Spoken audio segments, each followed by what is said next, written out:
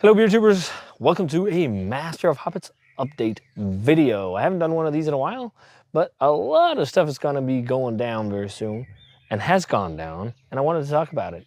Weather is great. I just finished mowing the lawn, and I thought we should chill in the garden, walk around a bit, and talk. So let's do that. I think I have the biggest news I've ever had to tell on the channel, and that is I am now co-owner in a brewery. You might have guessed where. Bad Seed Brewing, of course, where I'm the head brewer. I was invited for co-ownership like 2 years ago.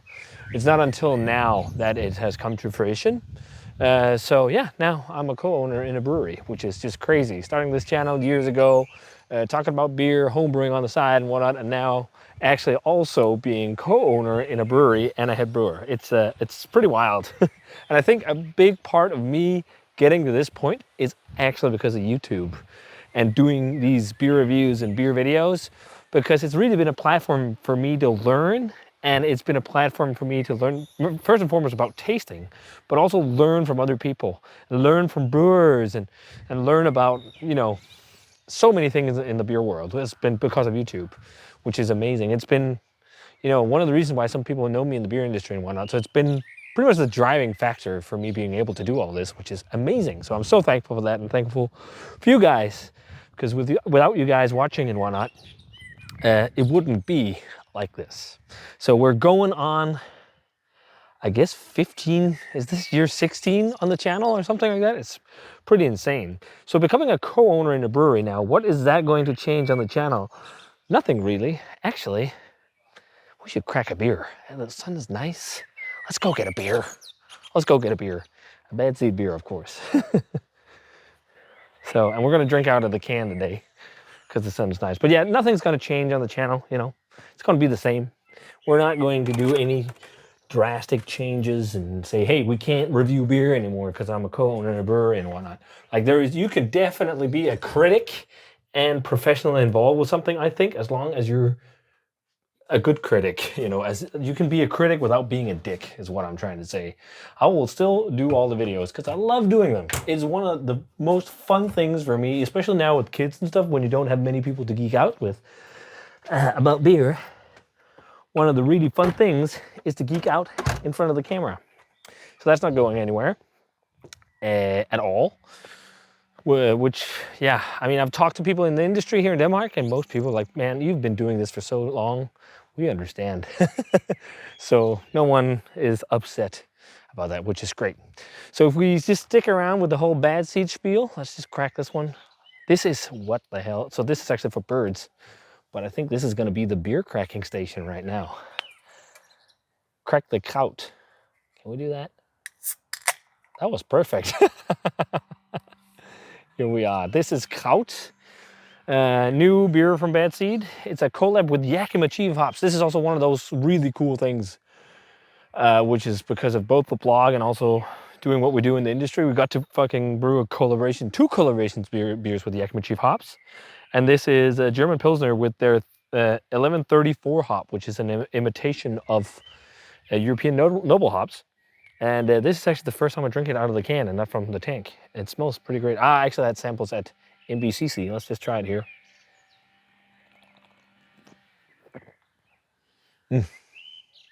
Wow, that hit the spot. This is like perfect lawnmower beer. This is really nice. This is a German Pilsner, but with this American hop that's trying to interpret German hops, 1134. And it turned out really nice. It's almost similar to, a little bit similar to something like Giva, because it has a really high bitterness, like that beer, but it just has more complex hop flavor. It's the same quite lean, clean malt backbone, but it's a really rich, herbal, woody, almost cedar woody hop character that's somewhat akin to German noble hops. And it's also got some floral notes and whatnot, but also a little bit of a grapefruit edge. Yeah, like tiny bits of grapefruit that makes you think of more classic hops, or even like pine or something like that, resin. It has a little bit of like Chinooki or Cascade vibes or something like that. but it's light. It's mostly like really supercharged noble esque hop flavors, which is awesome. So yeah, nice for this weather. This was a special beer because of that collab, and we actually brewed this alongside another one, which was, it's probably one of my favorite beers we've done in a while, called Bone Crusher, which was a showcase of crush hops. We brewed both of these so that we could bring them for MPCC. Last year I did a video about going to MPCC and how it was amazing, showcasing the beers that we make at Bad Seed for a lot of brewers that I'm inspired by and whatnot. And this year was even crazier because I think we've gotten better and we really brought our A game. We brewed all the beers for for the festival so that everything would be fresh. And we tried to go lager, West Coast IPA, and barrel-aged beer this year. So oh, maybe we should sit down here. Got a little nice spot here in the sun. That was a good idea. Sit down and talk a bit. So yeah, that's what we did. We did lagers. We did, what's the prettiest background? Maybe actually over here with the garden. Look at that. How nice, how nice. So what we did was we went with lagers, and the sun is there, so I guess that's the best. We went with lagers and West Coast IPA and barrel-aged beer. And we made a couple special barrel-aged beers just for the fest, which were variations on a coffee stout. But this year's MPCC was insanity. So many great brewers, and there was such a great mix of breweries from around the globe, and I got to meet so many cool people, and so many people I'm inspired by. And I think some of the beers we brought were some that I was really proud of, and like every single person we kind of shared them with were like really excited about them. And it was just so much fun. And like getting to talk to some of these very renowned brewers and just chill and talk back and forth about how they do things and stuff like that is really, really cool. And for the first time, we had also experienced brewers actually seeking us out. So we got a lot of brewers, we got a lot of great feedback from brewers and a lot of contacts and collabs in the works, which is great. A lot of American brewers actually, which is where I'm really, really inspired by. We got to chat with and they wanted to do collabs and whatnot. So it's crazy because it's almost like, it is pretty much like living something I kind of dreamed about doing for a long time, being in the industry, making things I thought were really cool and being up there with some of the really awesome breweries that I'm inspired by and brew together with them and stuff like that. Like these are some of the things I've been dreaming of, and all of a sudden this is coming to fruition, which is just nuts. So it's also because of hard work, of course. That's how it is. But it's just like, it's just so worth it. And like when you have people, you serve them, like there's so many people that came to us because of West Coast IPAs, like specifically seeking that out. And they're like, man, your guys' West Coast IPAs are some of the best on the festival. And it's just like, fuck yes, because we've been working on it so much. So it's just such an amazing experience. And we got to, yeah, there's a few cool things in the works on the collab front, but nothing I can really talk about specifically yet because nothing has been completely fixed. But yeah, it's going to be great. Then we are also doing hop selection now. That's also something I dreamed of. We just did selection for our very own Nelson Sauvin with freestyle hops. Next year, we're going to be doing selection with Yakima on Citra Mosaic. It's just like getting to brew with, whoa, the highest, that was a big ass insect. Getting to brew with like these really, really high quality hops is amazing. I'm a mega hop head, so that's just, yeah, fantastic. So what this all has meant as well, segueing into what's going to go down in the next few months, is traveling. Because of things being more successful at Bad Seed, we're growing, we're getting more tanks here in a month or so. We're getting some bright beer tanks, we're getting a small 300-liter tanks for experimenting on all the barrel-aged beers we have so we can do smaller batches and go more nuts with adjuncts and whatnot. All that stuff is coming very, very soon. But also distribution is a big part of this, being seen with all these, you know, different beers we've made and whatnot. A lot of the distribution we have, it's already something we had before the festival, but there was just more interest now. So actually, when you see it this week, I'm going to be going to Italy, to Milan, and I will be brewing a collab with Alder, which is amazing. It's one of my favorite breweries in Italy. I was introduced by a couple of subscribers and to the brewery. And Frederick and Rasmus went down to Italy last year to do some events and a collab for Bad Seed because we started distributing beer in Italy again. And this time I'm going, and then it's with Alder, which is just crazy. I mean, I love Alder's beers, so getting to brew a beer together is amazing. And then we're doing some tap takeovers as well throughout the surrounding area of Milan. I think Seregno is where Alder is based, and we're going to do a tap takeover at a bar in town. I can't remember the name of the bar. And then we also have we have 2 taps at Alder, so you can try actually this at Alder and Bone Crusher, the 2 Yakima collabs. And then we're going to do a tap takeover near the Como Lake, I think. And then I'm off back home as well. So it's a few days with a lot of cool things happening, but it will be great. I'm looking forward to it. Yeah, because of all this, yeah, we're also going to the Faroe Islands for some tap takeover stuff, and our for Mikler's Beer Festival, sorry. And we're going to, they have a festival in the Faroe Islands now. We're going to Holland for some festivals. It's just, there's so many things happening. So it's going to be great. And another massive thing that's finally happening, which I just can't wait. I can finally talk about it because we actually ordered everything now, is I'm finally going to Japan. The Japan trip has been planned for so long. If you guys watched my channel when COVID hit, around that time, before that, I was planning the Japan trip. With Henrik, we were going to go for 2.5 weeks, or was it 2 weeks, exploring Japan. Mainly was Tokyo, Kyoto, Osaka, and then back to Tokyo. And after, COVID happened, the country was closed for so long, we couldn't get to Japan. So nothing really happened. Then I met Nana, my girlfriend. We had children. We have a house now. So there's just not really been the opportune moment to go. And we talked about this last year, me and Nana, and she's like, okay, if you need to go on your own, I think you need to go like very soon.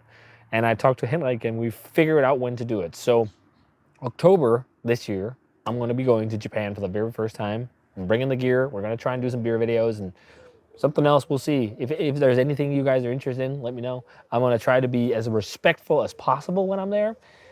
Not as possible. I'm just going to be a nice person and be respectful, because right now in Japan there's a lot of issues with people running around with a camera like this and talking to it, not behaving well. I don't want to be that dude. So we're going there, and I actually got to meet a lot of Japanese brewers at MPCC as well. So hopefully we'll be going to check out Uchu, because I got to talk with Masa, and also check out Mino Beer, because the Mino guys I hung out with and also talked to them last year, and they were very open to show the brewery. So there's these 2 breweries we're going to check out, which will be fun, Uchu and Mino Beer.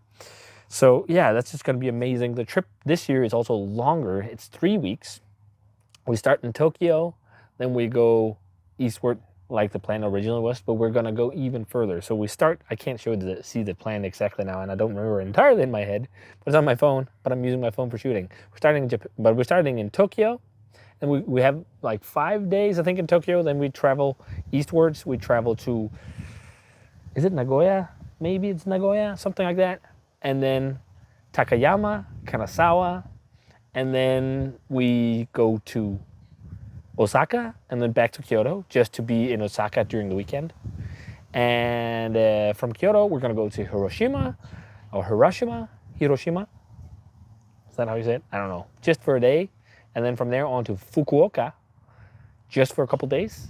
And then from Fukuoka, probably flying back to Tokyo, and then spend the last day in Tokyo. So it's going to be a whole lot more intensive than the last time. And a lot of the inspiration for that entire trip has come from actually abroad in Japan. You probably know the channel if you follow any Japanese YouTubers. It's like the best YouTube channel for anything Japan. Chris is just such a great dude.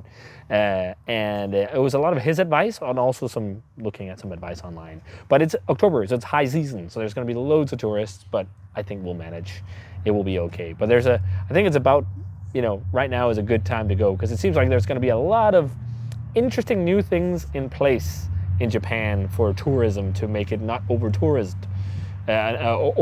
by tourists, because that's a problem right now. So yeah, that's finally happening, and I just can't wait. So it's going to be a very action-packed year with a lot of things with Bad Seed, and we also have our beer fest in August, which is going to be great. We have brewers coming from all over Europe. Yeah, there's so many cool things happening. And what's absurd, you know, with everything that's on in the world right now. Everything is just on my end going really well. It's a bit crazy, and with bad seed as well. I know breweries are struggling at the moment, but we're still actually growing throughout all this. But we're tiny, and we don't have plans of being big. We want to be small. I want to be the one who brews. Frederick wants to be brewing once in a while as well. So like we don't have plans about getting really big, and it feels like the hyper local breweries are doing okay. Where the problems really are is the bigger breweries and the breweries that really expanded, because the market is so saturated right now. It's oversaturated and everything has gotten crazily expensive. And I think that's the main problem. Luckily, we're doing well still, and I hope we can keep up that. Although we do have, as you heard earlier, a little bit of an expansion thing going, but it's nothing crazy.